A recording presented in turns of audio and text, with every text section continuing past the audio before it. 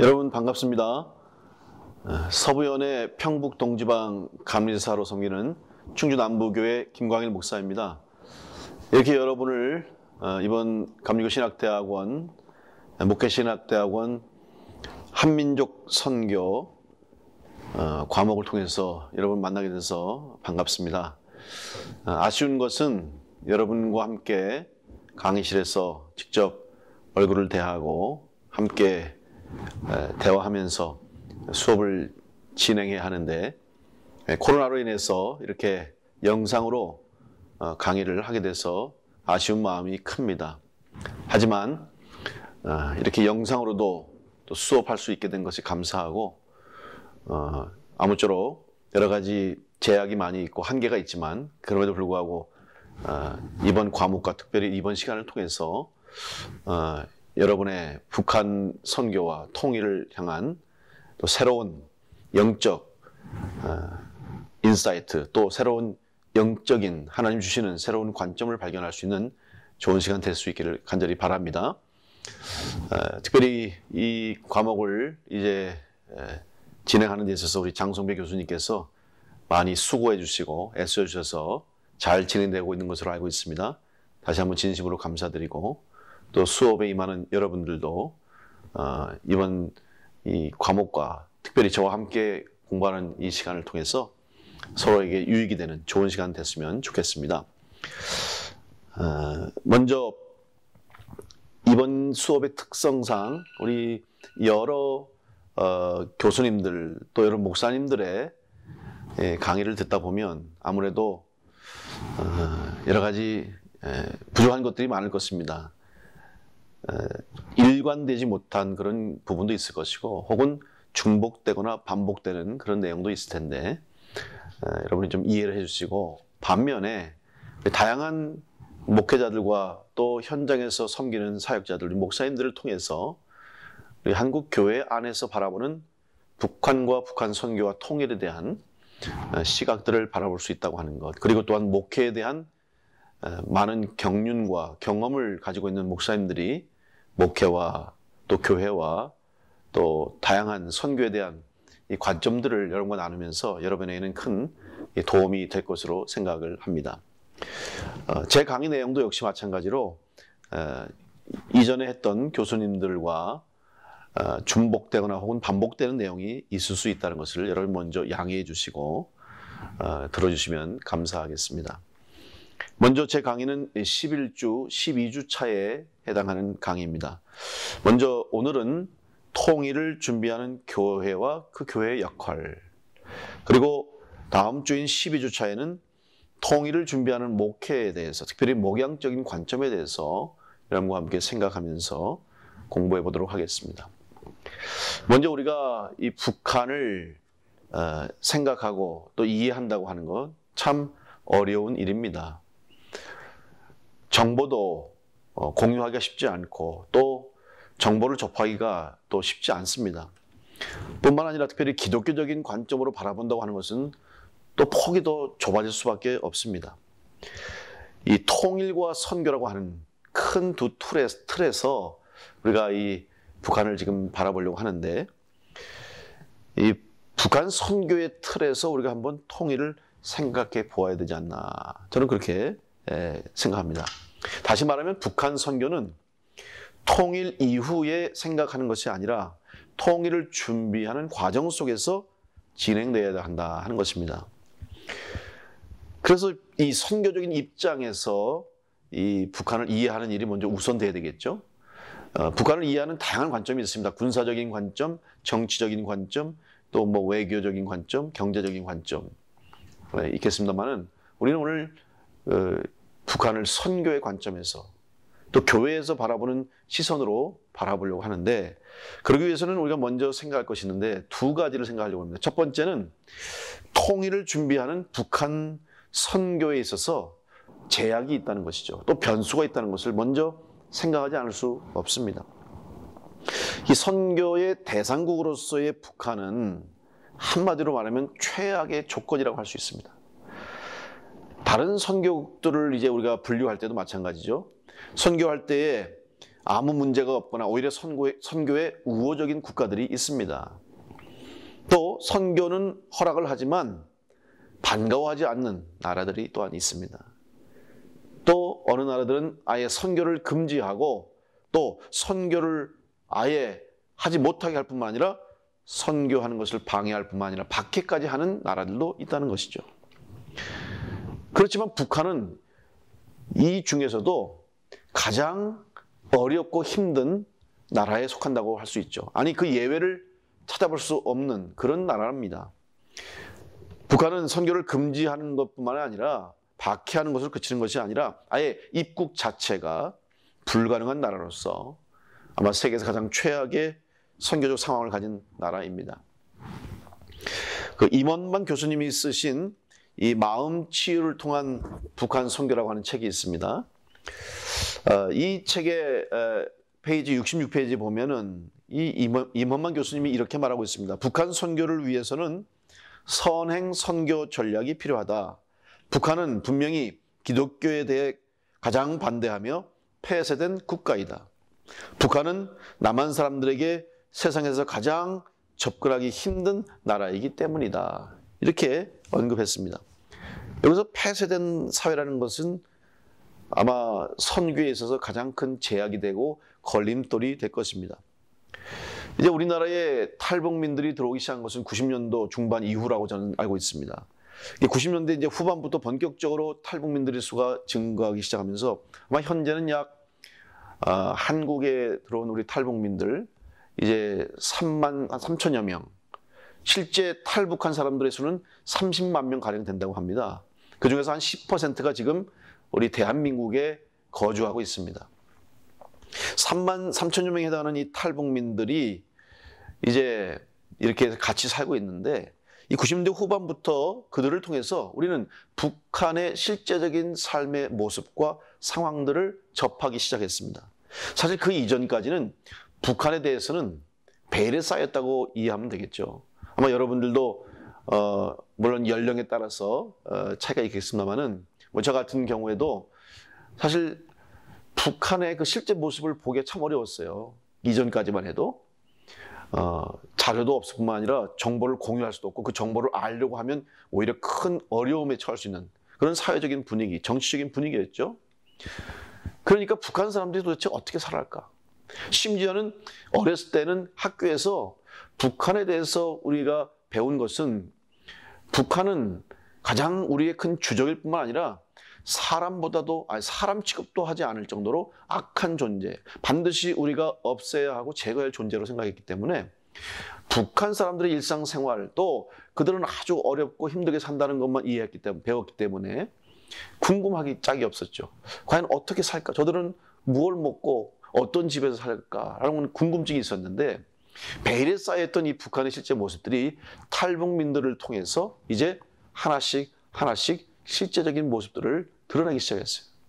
그래서 북한과의 왕래가 이제 잦아지면서 교류도 하고 또 뭐 스포츠를 통한 교류, 또 정치적인 어떤 행사 이런 걸 통해서 북한의 실제 모습을 조금씩 접합니다. 그런데 가장 큰 이 변화는 바로 그곳에 살고 있던 북한 주민들이 한국에 왔다는 거예요. 그것도 뭐 예를 들어서 어쩌다 한 명 넘어오는 경우 뭐 그 사람들을 통해서는 우리가 많은 정보를 얻을 수 없고 또 공유도 안 되죠. 뭐 예를 들면은 예전에 제가 중학교 때 가기도 하고 하여튼 그때 그 북한의 미국이 소련제 미국 비행기를 끌고 넘었던 이웅평 대위가 그 당시에 한국에 기술을 했어요. 비행기를 가지고 전투기를 가지고. 그래서 아주 큰 우리나라의 뉴스가 됐죠. 근데 이렇게 간혹가다 넘어오는 북한 사람들 통해서는 정보를 우리가 공유할 수 없습니다. 그런데 탈북민들의 수가 증가되면서 그분들을 통해서는 아주 실제적인 그리고 현실적인 북한의 모습을 알 수 있는 기회가 시작된 것이죠. 이것이 아마 우리 한국이 남한이 북한을 바라보고 특별히 일반 국민들이 북한에 대한 이해와 북한을 알 수 있는 가장 큰 획기적인 변화라고 저는 생각이 됩니다. 우리 교회 역시 한국 기독교 역시 바로 이 탈북민 우리가 뭐 사실은 지금 탈북민이라고 얘기하고 혹은 세터민, 뭐 이탈 주민 여러 가지 용어를 쓰는데 사실 이 용어조차도 아직 하나가 되지 않은 상황이기 때문에 이 탈북민들에 대해서 그들을 통해서 우리가 아주 유용한 정보들, 실질적인 정보들을 얻게 되는 것이죠. 이제는 뭐 북한 내부의 실제적인 모습들을 공중파에서조차 자연스럽게 볼 수 있는 시대가 되었습니다. 북한 주민들의 모습, 거리의 모습, 그들의 삶의 모습, 또 그들이 어떻게 생활하는 것에 대한 다양한 정보들을 접할 수 있습니다. 특별히 요즘은 유튜브가 있어서 이 유튜브들을 통해서 다양한 영상들을 보게 돼요. 이게 탈북한 우리 이탈 주민들이 자기들의 이야기를 또 자기들의 삶에 경험한 여러 가지 이야기들을 실제 또 모습들을 영상을 담아서 많은 사람들에게 이제 공개적으로 그것을 공유하고 있죠. 그러다 보니까 이제 쉽지 않게 우리는 언제든지 북한 사람들의 삶과 그들의 현실과 그들의 생활상을 접할 수 있는 그런 시대에 우리가 지금 살아가고 있어요. 이것은 정말 우리 북한을 이제 이해하고 또 특별히 교회가 북한 선교를 하는 데 있어서 엄청난 변화와 큰 유익이 되고 있습니다. 그럼에도 불구하고 여전히 이 북한 내의 속사정과 또 정확한 정치적, 경제적, 문화적 현실을 파악하기가 어려운 현실입니다. 왜냐하면 수시로 북한의 정세와 또 북한의 정책과 또 그들의 대외적인 이 상황들이 변하기 때문에 참 일관되지 못한 그런 모습들을 우리가 보기 때문에 선교에 있어서도 마찬가지로 어려움을 겪는 것이죠. 더욱 큰 문제는 북한 주민들의 남한에 대한 의식과 편견입니다. 이 마음 치유를 통한 북한 선교라고 하는 이 책에서 70페이지에 보면 남한에 거주하는 탈북자들의 증언이 기록되어 있습니다. 그들의 증언에 의하면 약 2살 무렵부터 가정에서, 유치원에서, 학교에서, 사회에서 북한의 어린이들은 미국, 일본, 남한을 주된적으로 생각하도록 교육받아 왔다. 이러한 교육은 일생 동안 계속된다. 또한 북한 주민은 기독교를 미워하도록 세뇌되어 왔다. 기독교는 미국이 간첩 활동을 통해 외국을 침략할 때 그 나라를 무력화시키기 위해 전하는 위장된 종교이며 북한의 주체 사상을 약화시키려는 의도로 계획된 아편과 같은 사상적 주적으로 본다. 이렇게 증언하고 있습니다. 결국 북한 주민들이 남한을 바라보는 시선이 무엇인가? 결국은 미워하는 적을 바라보는 시선으로 북한을 바라보면서 특별히 남한을 바라보면서 특별히 기독교와 교회에 대해서는 아편같이 미워할 수밖에 없는 그런 존재로 세뇌되어 왔다는 것이죠. 근데 이것이 사실은 큰 선교의 제약이 될 수 있습니다. 세뇌된다고 하는 것은 우리의 뇌리에서, 생각 속에서, 또 우리의 가치관에서 사라지기가 참 어렵습니다. 그것이 변화되기 위해서는 오랜 시간이 걸리고 또 오랜 시간 동안 또 역시 그들의 마음 속에, 생각 속에 갈등과 고민과 또 대립이라고 하는 이런 여러 가지 과정 속에서 이것이 바뀔 수 있기 때문에 참 선교에 있어서 큰 걸림돌이라고 할 수가 있습니다. 이에 반해서 우리 남한의 북한에 대한 의식은 큰 변화를 경험하는데 조금 더 다른 차원에서 변화가 일어나고 있죠. 특별히 세대적인 차이가 큽니다. 이제 연령에 따른 북한을 바라보는 시선이 다르고 또한 정치적인 이념 간의 이견 또한 또 다른 갈등으로 이어지고 있습니다.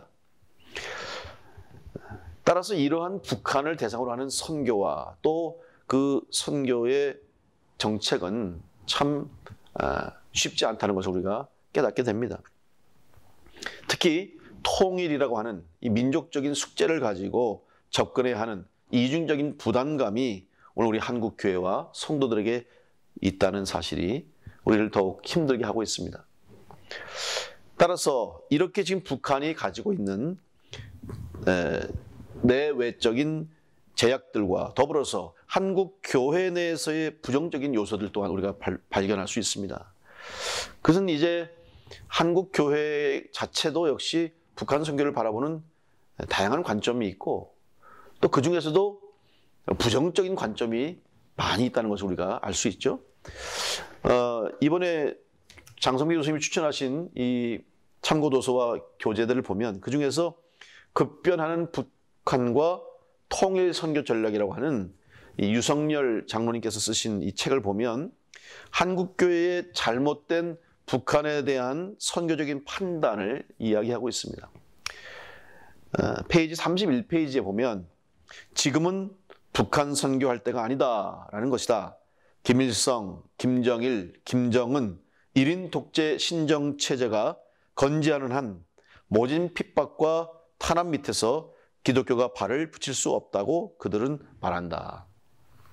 이것이 이제 또 많은 한국 교회와 성도들이 가지고 있는 북한 선교에 대한 이해입니다. 어렵다는 것이죠. 맞습니다. 쉽지 않습니다. 현실이 어려울 거예요. 그리고 어떤 분은 말합니다. 불가능하다라고까지 얘기해요. 제가 작년인가요? 우리 기독교대학 감리의 서부연회에서 우리 감리사들을 대상으로 해서 정책 세미나를 열었습니다. 그때 북한에 이제 직접 들어가 살면서 실제적인 여러 가지 이 고위층과 연결되면서 사업을 했던 한국 목사님이 이제 미국계죠. 시민권을 가지고 아마 부인이 우리 북한 출신이기 때문에 북한에 들어가서 할 수 있는 기회를 얻어서 그곳에서 몇 년간 오랜 시간 동안 사업도 하고 생활했던 그분의 이야기를 제가 들은 적이 있습니다. 그분의 결론은 북한에는 더 이상 지하교회가 없다. 참 제가 그 이야기를 들으면서 좀 실망했죠. 저는 그래도 혹시 아직까지 있지 않을까. 우리 지하교회 그리고 신앙의 구루터기와 같은 우리 신앙인들이 그래도 북한에는 어디엔가 지하교회 같이 숨어 있지 않을까 생각했는데 그분이 한 결론에 의하면 그분이 관점에서는 불가능하고 없다라는 것이죠. 물론 그분의 생각이나 판단이 다 맞지는 않을 것입니다. 또 전체적인 북한의 상황을 다 볼 수 없기 때문에 분명한 것은 여전히 북한에도 신앙을 가진 사람이 있을 것이고 또 믿음을 지킨 자들이 분명히 있다는 것이죠. 그러나 그분이 볼 때 그렇게 비관적으로밖에 얘기할 수밖에 없는 상황이라고 하는 것이 지금 우리 한국 교회가 북한을 바라보는 시선일 것입니다.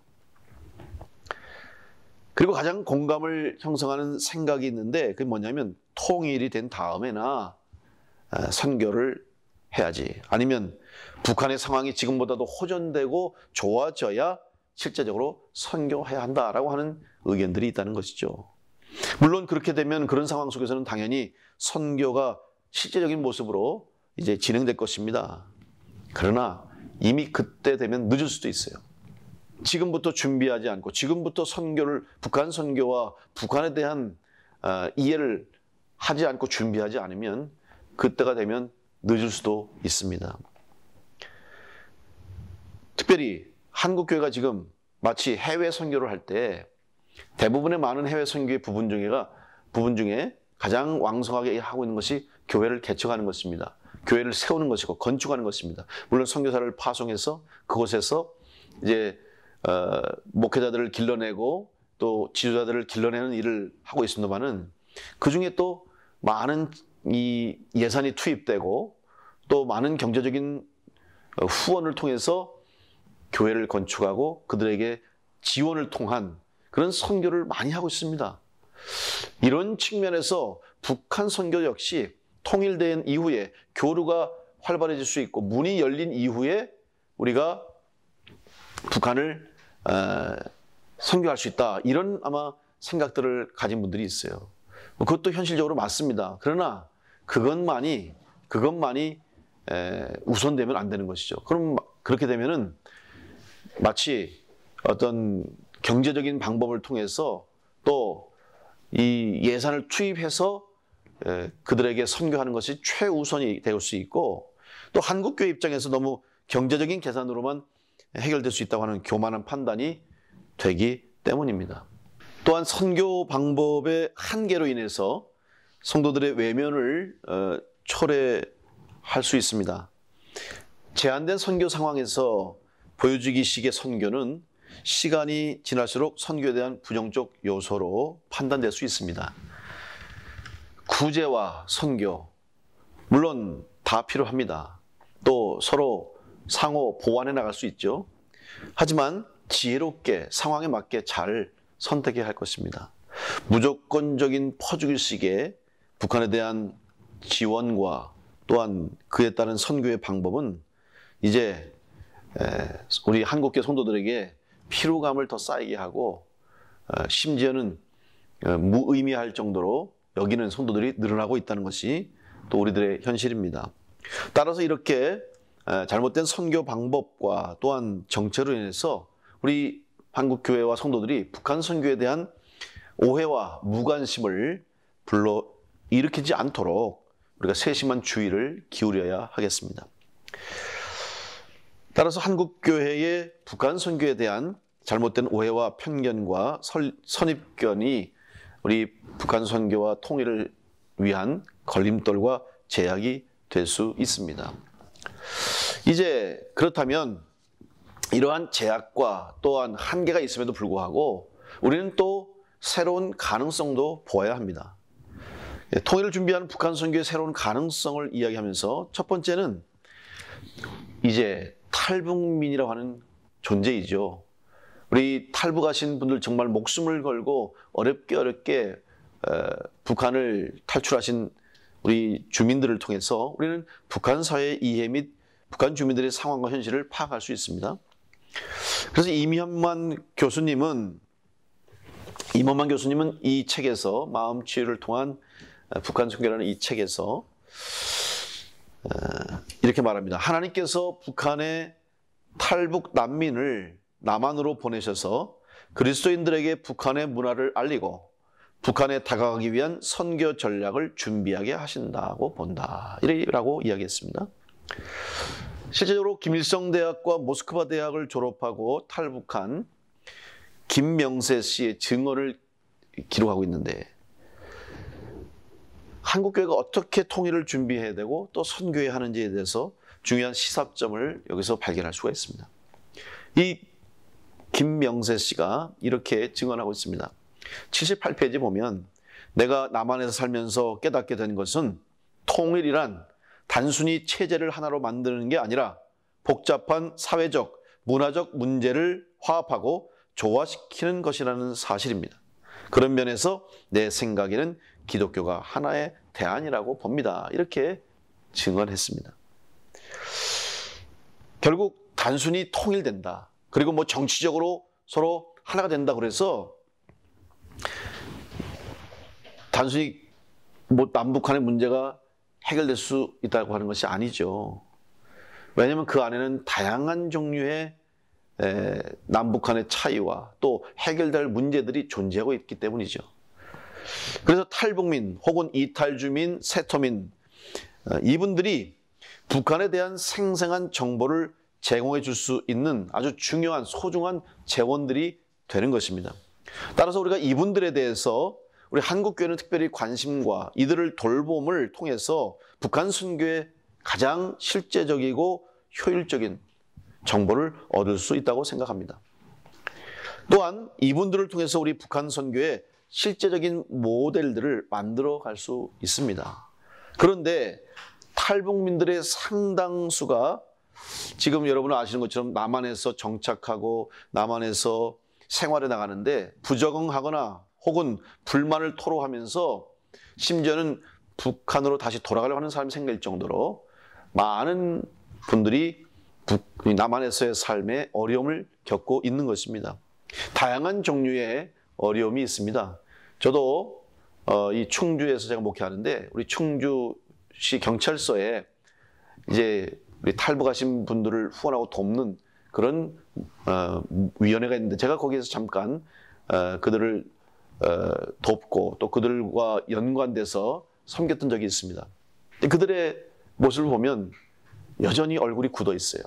그리고 우리 한국 남한 사회에 정착하고 뿌리 내린 분들도 있지만 여전히 적응하지 못하고 또 불안해하고 또 여러 가지 상황 때문에 또 생존의 문제 또 삶의 문제로 인해서 참 힘들어하는 분들을 많이 제가 만나봤습니다. 따라서 이런 분들에 대한 우리 한국교회 돌봄이 먼저 우선되지 않냐. 이 문제는 이제 제가 다음 주에 우리 12주차 강의에서 좀 더 구체적으로 한번 생각해 보려고 합니다. 어쨌든 이런 탈북민들이 바로 주는 생생한 그들의 경험과 또 증거가 또 여러 가지 정보들이 우리 한국 교회가 북한을 선교하는 데 있어서 아주 유용한 그리고 소중한 자료가 된다는 것이죠. 그렇기 때문에 이것은 가능성입니다. 이전에 그들이 탈북하지 않고 우리가 이탈한 그 주민들을 만나지 못했을 때는 정보를 사실 얻기가 어렵습니다. 그런데 이제는 정말 그들을 통해서 다양한 현재적인 아주 실제적인 북한의 모습을 볼 수 있기 때문에 아주 유익한 또 유용한 소중한 자료가 될 것입니다.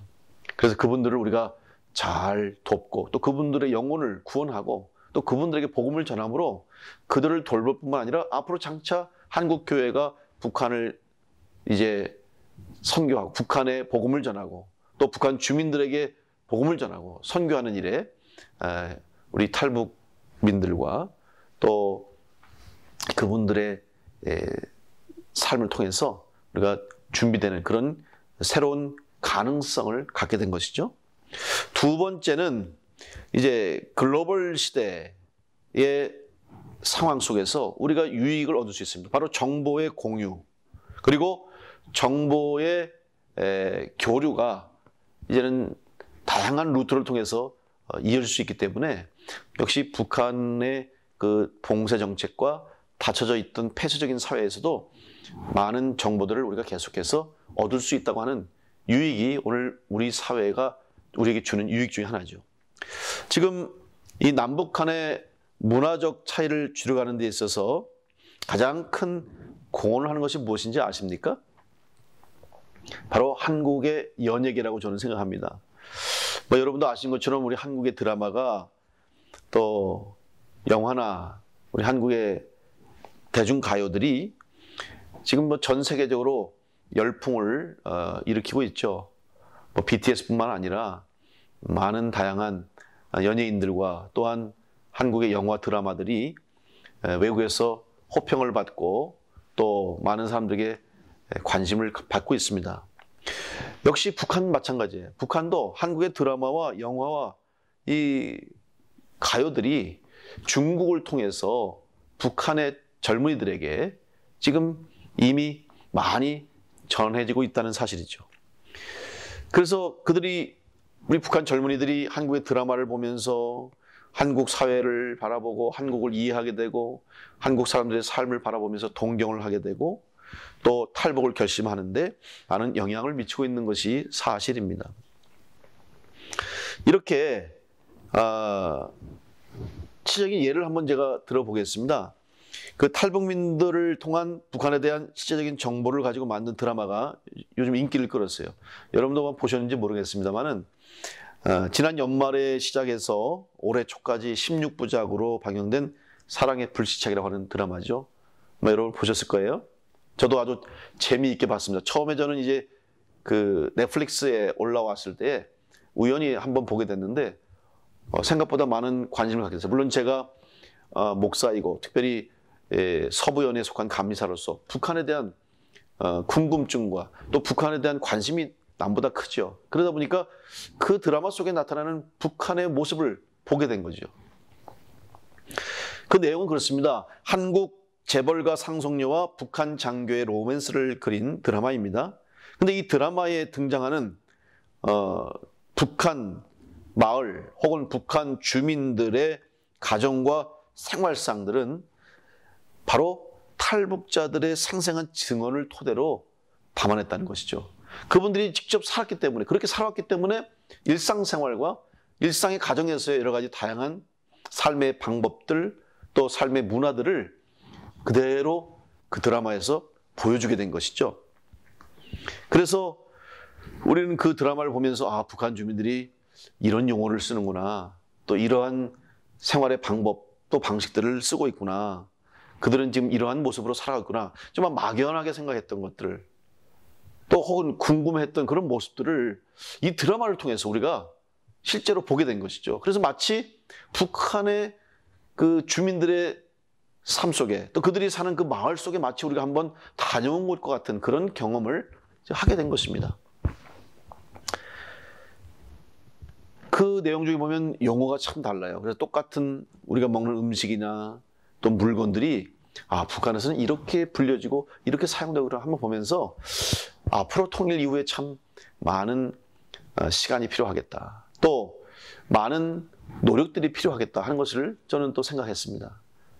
그러니까 지금 사실 우리가 북한에 가서 만약에 북한 주민들과 대화한다면 대화가 잘 되지 않을 것 같아요. 오해를 살 수도 있고 의사소통이 참 어려울 때가 있지 않을까 하는 생각도 해봅니다. 이렇게 이러한 이 문화계 쪽에서 특별히 한류 열풍을 일으키고 있는 이런 것들이 북한과 남한과의 이 정보를 특별히 우리 북한을 대상으로 하는 선교를 해야 하는 우리 교회적인 입장에서도 많은 유익을 주고 있어요. 지난 11월 17일 국민일보 기사에 의하면 이 드라마는 국내에서도 인기를 끌었지만 넷플릭스를 통해서 해외에 특별히 일본에서 큰 인기를 얻고 있습니다. 특히 일본에서는 일간 시청자 점유율에 1위까지 오를 정도로 많은 일본인들이 이 사랑의 불시착 드라마를 보면서 한국에 대한 좋은 이미지를 갖게 됐다는 것입니다. 심지어 모테기 도시미스 일본 외무상도 사랑의 불시착을 봤다라고 자기의 SNS에 올리면서 관심을 드러냈고 국회의원들이 한일의원연맹으로 서로 일본과 정치적 교류를 했을 적이 있습니다. 그때에도 일본 국회의원이 사랑의 불시착에 대한 관심을 드러낼 정도로 한국 드라마 또 한류에 큰 관심을 갖고 있는 것을 보게 됩니다. 사실 지금처럼 우리 한일 관계에 이렇게 냉전, 이 꽁꽁 얼어붙었던 적이 없을 정도로 지금 한일 관계가 아주 좋지 않죠. 그럼에도 불구하고 국회의원들과 정치하는 이런 고위 관리들조차도 우리 한국의 드라마를 보고 또 한국의 드라마를 언급할 정도로 이 문화가 가지고 있는 힘이 크다는 것을 여기서 보여주고 있는 것이죠. 그렇다고 한다면 북한 선교에 있어서 한국 문화가 얼마나 큰 영향력을 행사할 수 있는가를 우리가 생각해 볼 수 있습니다. 지금 실제적으로 많은 탈북인들의 증언에 의하면 그들이 북한에서 이 한국 드라마와 또 한국 노래들 또 통해서 이 한국에 대한 그들의 생각과 그들의 선입견과 사고가 변해가고 있다는 것을 증언해주고 있는 것을 볼 때 앞으로 우리 한국 이 문화가 특별히 북한 선교에 있어서 지대한 영향을 미칠 수 있다고 생각이 됩니다. 이것이 어떻게 보면 실제적인 선교의 현장에서는 어떤 즉각적으로 보여주는 결과는 없다 할지라도 가장 근본적으로 가장 기초적으로 그들의 마음을 특별히 어려서부터 세뇌당해온 한국에 대한 적대감 또 한국을 주적으로 생각했던 그들의 사고가 생각이 바뀌어질 수 있는 좋은 기회가 된다고 하는 것은 우리 한국 교회와 기독교에 있어서는 엄청난 선교의 유익을 얻게 된 것이죠. 따라서 우리 한국 교회는 이 북한 선교에 있어서 한국의 문화와 또한 다양한 콘텐츠를 통해서 우리 북한 주민들과 또한 북한 많은 우리 동포들에게 이 선교의 이 밑거름을 준비하는 그런 귀한 자료로 사용해야 될 것입니다. 그래서 다양한 방법을 통해서 그들에게 전달해야 됩니다. 심지어 우리 지난번에 여러분 뉴스를 보셔서 알겠습니다만은 북한 체제의 붕괴를 원하는 그 일부 단체들이 이제 흔히 삐라라고 그러죠. 이 전단지를 보내지 않습니까? 그래서 이것을 지금 북한에서 김정은과 북한 정부가 상당히 두려워하고 있어요. 왜냐하면 자기들의 실체를 드러내기를 원치 않기 때문에 한국에서 보내는 다양한 이 정보 또 한국에 대한 이 실제적인 자료들이 북한 체제를 흔들 수도 있고 북한 체제를 붕괴하기 위한 도구가 될 수 있다는 것을 알기 때문에 그들이 그것을 가지고 아주 민감하게 반응했던 것을 우리가 기억하고 있습니다. 이것은 무엇을 반증하냐 하면 결국 한국의 문화가 또 한국의 이런 정보들이 또 우리 한국의 현실 모습을 그들에게 전해주는 것이 바로 북한 주민들이 한국에 대한 실제적이고 바른 이해를 하기 위해서 가장 효과적인 방법이 된다는 것이죠. 그런 측면에서 이 한국 문화가 북한 주민들에게 북한의 실제적인 그들의 이 사회 속에 들어가는 것이 우선돼야 되겠다 하는 것이죠. 그래서 이것을 위해서 우리가 다양한 방법을 실제적으로 좀 써야 되지 않을까.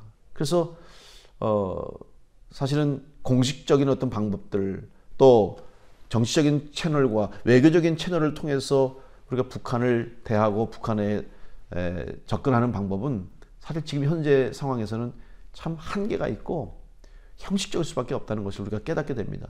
그렇다고 한다면 비공식적인 방법, 오히려 눈에 보이지 않는 이런 다양한 정보와 문화의 콘텐츠를 통해서 그 북한 사회의 저변, 또 북한 사회의 가장 밑바닥에서부터 우리 한국 사회와 한국인에 대한 그들의 이 생각을 변화시키는 것이 우선돼야 이후에 기독교가 또 그 땅에 들어가고 복음을 전해줘야 할 문이 열렸을 때, 개방됐을 때 그때서 비로소 이제 열매를 맺을 수 있을 것 같습니다. 이것은 상당히 중요한 문제입니다. 왜냐하면 사실 지금 눈에 드러나는 것은 없을 것 같아요.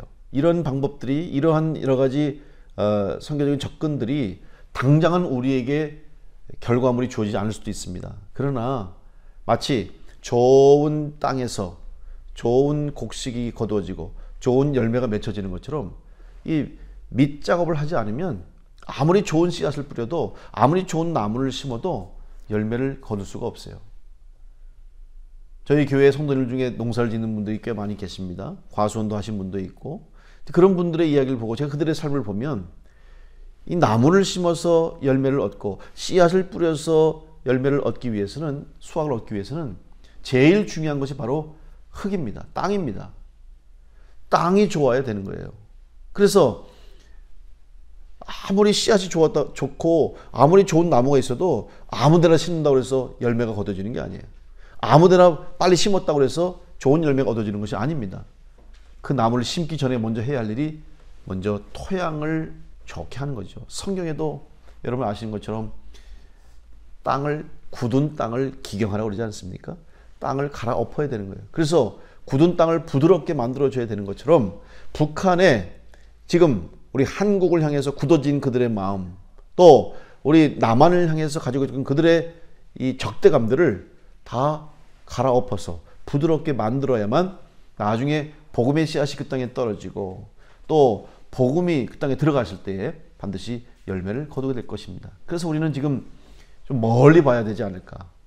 조급해하지 말고 당장 선교적인 어떤 결과를 기대하지 말고 좀 멀리 보면서 이 북한의 선교를 준비하는 그런 선교적인 접근이 우리 한국 교회 가운데 필요할 것이라고 생각이 됩니다. 이제 우리가 지금 북한 선교를 생각하면서 먼저 가장 근본적이고 기초적인 것을 지금 이야기한 것입니다. 그래서 가지고 있는 제약과 한계도 있다는 것을 인정하고 그와 반면에 동시에 또한 새로운 시대를 맞이하면서 또 다양한 방법의 새로운 가능성들이 또한 있다는 것을 우리가 생각하면서 이제 그 가능성을 좀 잘 살려서 앞으로 북한 선교에 우리가 활용하고 또 접근하면은 분명히 이제 멀지 않은 시간에 또 새로운 좋은 결과가 나올 것으로 기대합니다.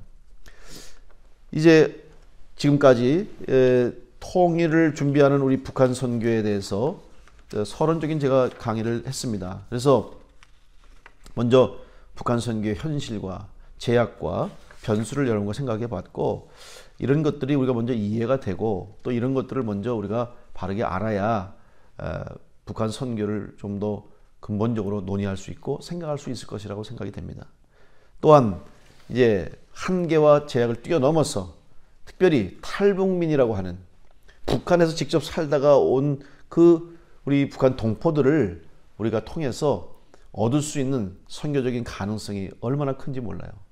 실제로 우리 한국 교회에도 지금 이 탈북하신 분들이 한국에 와서 정착하고 신학을 하고 목회를 하는 분들이 꽤 많이 있습니다. 그런 분들이 훗날 통일 이후에 또 북한 선교에 아주 중요한 선교적인 사명을 감당할 것으로 기대합니다. 따라서 사실 지금 우리는 어떻게 보면 선교를, 북한 선교를 준비해 가는 과정 속에 있다고 저는 생각합니다.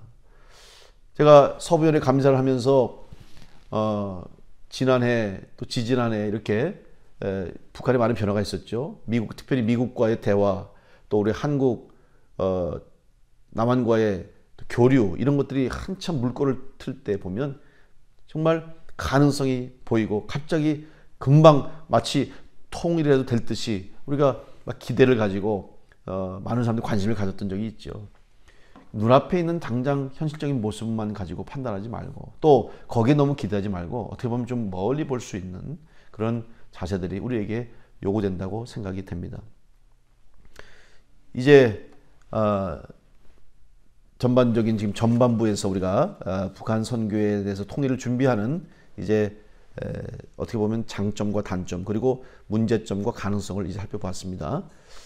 잠깐 우리 5분만 휴식을 하고 이어서 또 다음 시간을 이어가도록 하겠습니다.